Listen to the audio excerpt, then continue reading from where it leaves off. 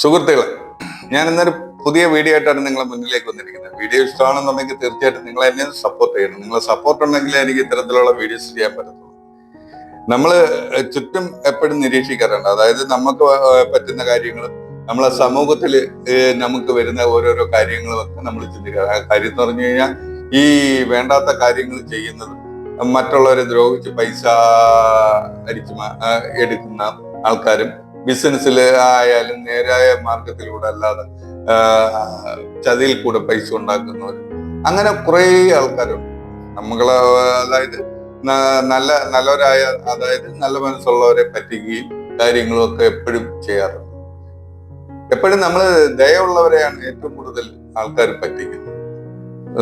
മറ്റുള്ളവരെ ഇച്ചിരി മനസ്സിന് കാഠിന്യമുള്ളവരെ ഒന്നും ആരും അങ്ങനെ കൂടുതൽ പറ്റിക്കാറില്ല. അതായത് മനസ്സിന് അലിവും മനസ്സിന് ദയയും മറ്റുള്ളവരോട് കാരുണ്യം ഒക്കെ ഉള്ളവരെയാണ് എപ്പോഴും നമുക്ക് പറ്റിക്കാൻ എളുപ്പം എന്ന് അവർക്കറിയാം. നമ്മൾ വേണ്ടി ചിന്തിക്കുക, കാര്യം നമ്മൾ നോക്കി നിൽക്കിയ തന്നെ അവര് പെട്ടെന്ന് അവർക്കുള്ള വളർച്ച ഉണ്ടാവുകയും ചെയ്യും, നമുക്ക് താഴ്ച ഉണ്ടാവുകയും അവർക്ക് ഉയർച്ച ഉണ്ടാവുകയും ചെയ്യും. അന്നേരമൊക്കെ നമ്മൾ ചിന്തിക്കുക, ദൈവം ഇതൊന്നും കാണുന്നില്ല, ദൈവത്തിന് കണ്ണില്ലേ, ഞാൻ ഇത്രയും ദൈവത്തിനെ വിളിച്ച് നേരായ മാർഗത്തിലൂടെ നടന്നിട്ട് എനിക്ക് മാത്രം ഇത്രയും ദുരിതങ്ങളും ദുഃഖങ്ങളും തരുന്നു. എന്നാട്ടാ ദുഷ്ടപ്രവൃത്തി ചെയ്ത് അവന് എന്തെല്ലാം കാര്യങ്ങളാണ് ദൈവം ചെയ്തു കൊടുക്കുന്നത്, ഇവർക്കൊക്കെ കാലമുള്ളൂ എന്നൊക്കെ നമ്മൾ നാടൻ ഭാഷയിൽ നമ്മൾ ചിന്തിക്കാറുണ്ട്. ഒരു കാര്യം നമ്മൾ ആലോചിക്കുക, കാര്യം എന്ന് പറഞ്ഞു കഴിഞ്ഞാൽ ഇവർക്കുള്ള ഉള്ളിലുള്ള കാര്യങ്ങളും ഇവർക്കുള്ള വീട്ടിനകത്തുള്ള കാര്യങ്ങളും ഒന്നും നമ്മൾ അറിയുന്നില്ല. നമ്മൾ വെളിയിൽ നിന്നാണ് ഇതെല്ലാം നോക്കിക്കാണും. അവനെല്ലാ സുഖസൗകര്യങ്ങളും, വണ്ടി കാണും, അവന് ബിസിനസ്, ഭാര്യ, മക്കളുമാര്, എല്ലാ സുഖസൗകര്യങ്ങളും അവന് കാണും. പക്ഷെ നമ്മൾ ചിന്തിക്കുക, അവന്റെ ഉള്ളിലും ഒരുപാട് പ്രശ്നങ്ങളും കാര്യങ്ങളും. കാര്യം എന്ന് പറഞ്ഞാൽ ചിലപ്പം ദൈവം ചെയ്യുന്നെന്ന് പറഞ്ഞു കഴിഞ്ഞാൽ അവന് നേരിട്ടായിരിക്കത്തില്ല അവന് തിരിച്ചടികൾ കൊടുക്കുന്നത്. ചിലപ്പോൾ അവന്റെ സന്താനങ്ങളിൽ കൂടെ ആയിരിക്കും അവന് തിരിച്ചടി കൊടുക്കുന്നത്, അല്ലെങ്കിൽ ചിലപ്പോൾ അവൻ എന്തെങ്കിലും ഒരു അസുഖം കൊടുത്തായിരിക്കും അവന് തിരിച്ചടി കൊടുക്കുന്നത്. അല്ലെന്നുണ്ടെങ്കിൽ ഭർത്താവിന്റെയോ ഭാര്യയുടെ ആ രീതിയിലായിരിക്കും തിരിച്ചടി കൊടുക്കുന്നത്.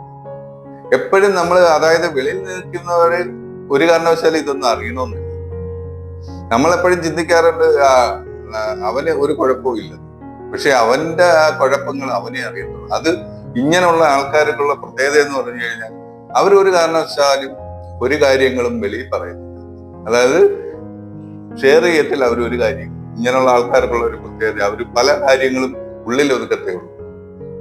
അതായത് വെളിയിൽ പറഞ്ഞുകൊണ്ട് നടന്നു കഴിഞ്ഞു കഴിഞ്ഞാൽ അവർക്ക് തന്നെ അറിയാം അത് ദോഷം ചെയ്യും. അതുകൊണ്ട് അവർ ഉള്ളിൽ ഒതുക്കും. ഇത് കാണുമ്പോഴത്തേക്ക് നമ്മൾ വിചാരിക്കും അവനൊരു കുഴപ്പമില്ല, അവൻ നല്ല, ദൈവം ഇത് കാണുന്നില്ല, ദൈവം കൊടുക്കുന്നുണ്ട് അവന് ശിക്ഷ, പക്ഷെ അത് നമ്മളെ കാണിച്ചില്ല. എപ്പോഴായാലും അത് ചിന്തിക്കുക. കാര്യം നമ്മൾ അവനെ ഓർത്ത് നമ്മളെ സമയങ്ങൾ, അതായത് നമ്മളെ എന്തെങ്കിലും ദ്രോഹപ്രവർത്തികൾ അവൻ ചെയ്തിട്ടുണ്ടെങ്കിൽ തീർച്ചയായിട്ടും നമ്മൾ അവനെ ഓർത്ത് നമ്മൾ സമയം കഴിക്കരുത്. കാര്യം ദൈവം അത് കൊടുത്തോളൂ. യൂണിവേഴ്സ് എപ്പോഴായാലും ഇതെല്ലാം കാണുന്നുണ്ട്. എല്ലാ മനുഷ്യന്റെയും പ്രവൃത്തികളും കാര്യങ്ങളും എല്ലാം യൂണിവേഴ്സ് കാണുന്നുണ്ട്. അതുകൊണ്ട് തീർച്ചയായിട്ടും നമ്മൾ അതിനെ ഓർത്ത് ചിന്തിച്ച് നമ്മളെ സമയം കണക്കും. നമ്മളെ സമയം, അതായത് ഒരാൾ നമ്മളോട് ദ്രോഹം കാണിച്ച് അയാളെ പറ്റി എപ്പോഴും അയാൾ അങ്ങനെ ചെയ്തല്ലോ എന്ന് വിചാരിച്ച് നമ്മൾ ഇരുന്നു കഴിഞ്ഞാൽ തീർച്ചയായിട്ടും നമുക്ക് വീണ്ടും വീണ്ടും അങ്ങനെയുള്ള കാര്യങ്ങളെ എത്തുള്ളൂ. യൂണിവേഴ്സിനോട് എന്താണ് നമ്മൾ അങ്ങോട്ട് കൊടുക്കുന്നത് അത് തിരിച്ചതുപോലെ നമുക്ക് കിട്ടും.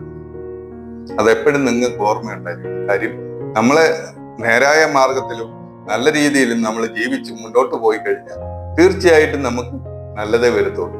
അല്ലാതെ നമ്മൾ ഈ പല ആൾക്കാരും ഉണ്ട്, ദുഷ്ടപ്രവർത്തികൾ, അശുദ്രങ്ങൾ, കാര്യങ്ങളൊക്കെ ചെയ്തു കൊടുക്കുന്ന ആൾക്കാരുണ്ട്. അവിടെ പോയി അവരെ അങ്ങനെ ചെയ്തു കഴിഞ്ഞാൽ ഇങ്ങനെ കിട്ടും, നേർച്ചകൾ ചെയ്തു കഴിഞ്ഞാൽ അങ്ങനെ കിട്ടും. ഒരിക്കലും നിങ്ങൾ ആരും അങ്ങനെ ചെയ്യരുത്.